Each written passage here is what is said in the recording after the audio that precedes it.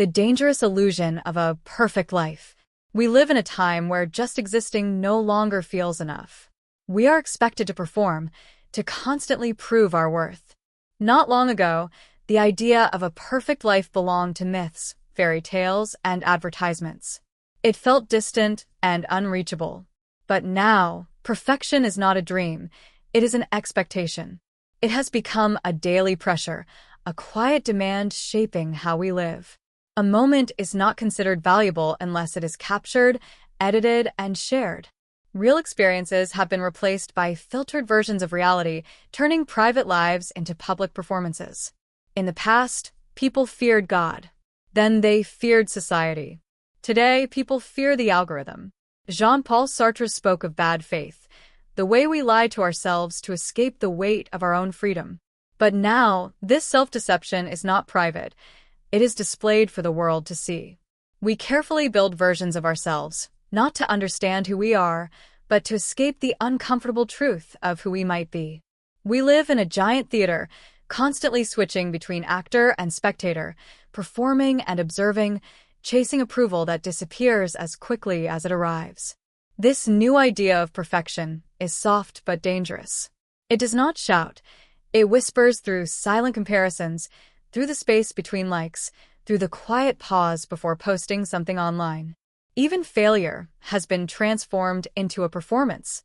Real pain, the kind that humbles us and teaches us, is hidden. In its place, we display polished versions of our struggles. Everyone is exhausted, but no one admits it. We keep performing because not performing feels like disappearing. The violence of this perfection is subtle. It does not leave physical marks, but slowly cracks the soul. We are pushed to edit and polish ourselves until almost nothing real is left. Ordinary life becomes invisible, and only the extraordinary is considered worthy. Over time, the person we show to the world begins to replace the person we truly are. The difference between the two fades, and we slowly become strangers to our own emotions, desires, and imperfections. Sartre warned that this was a kind of spiritual death, a refusal to take responsibility for our freedom. But in today's world, this refusal is rewarded. We no longer ask, "Who am I?" We ask, "How do I look?" This illusion of perfection feels like progress. It feels like connection, success, and empowerment. But what seems like connection is actually surveillance. What looks like empowerment is performance anxiety. Perfection turns life into a brand, the self into a product, and human experience into content. The more we try to appear perfect, the more alienated we become from ourselves and from each other. To exist today, we must constantly prove our existence to others, and in doing so, we forget how to simply be. Eric Fromm warned that our value is no longer rooted in who we are, but in what we can show. Life has become a storefront to be browsed, not lived.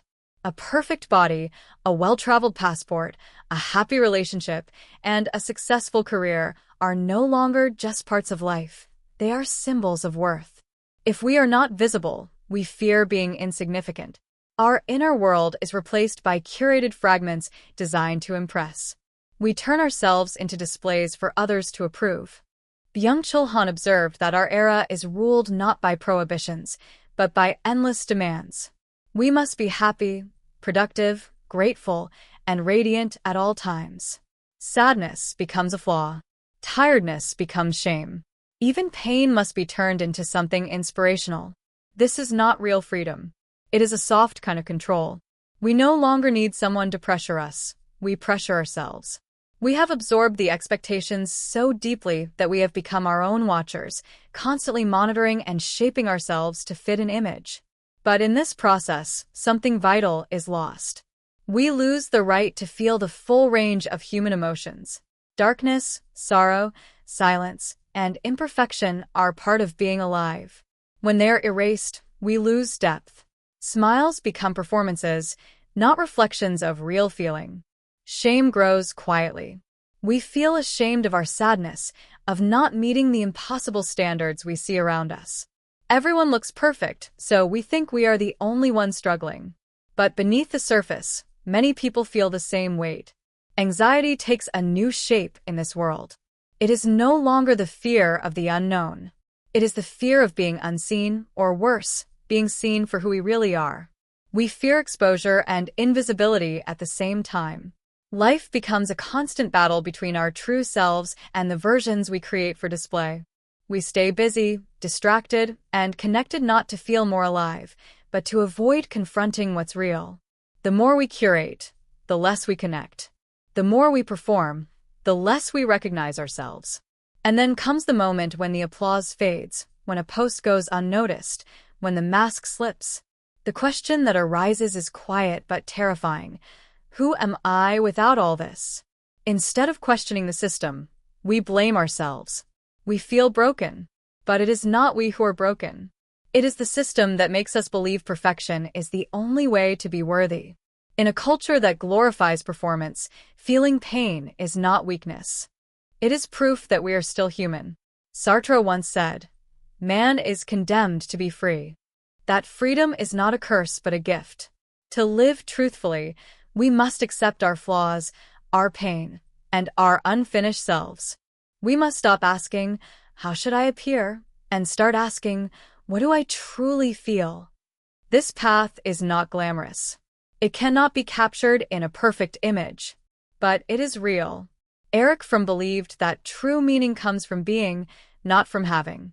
Being cannot be packaged or sold. It lives in silence, pain, connection, and presence.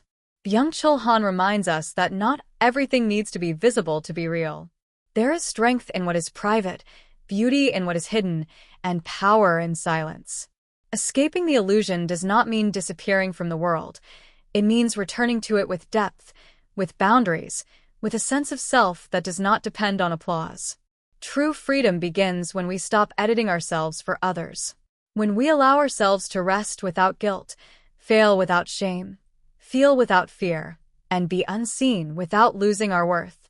We don't need to be perfect to be valuable. What we need is courage. Courage to be human in a world that prefers masks. Courage to feel in a culture that numbs. Courage to live for truth, not for performance. To reclaim our humanity, we must return to stillness, to imperfection, to the quiet spaces we once abandoned for approval. We must stop treating the self as a product and begin living it as a mystery, something real, fragile, and whole. This return is not quick, not easy, not glamorous, but it is honest. And in honesty, we rediscover something we've lost for too long: the right to simply be.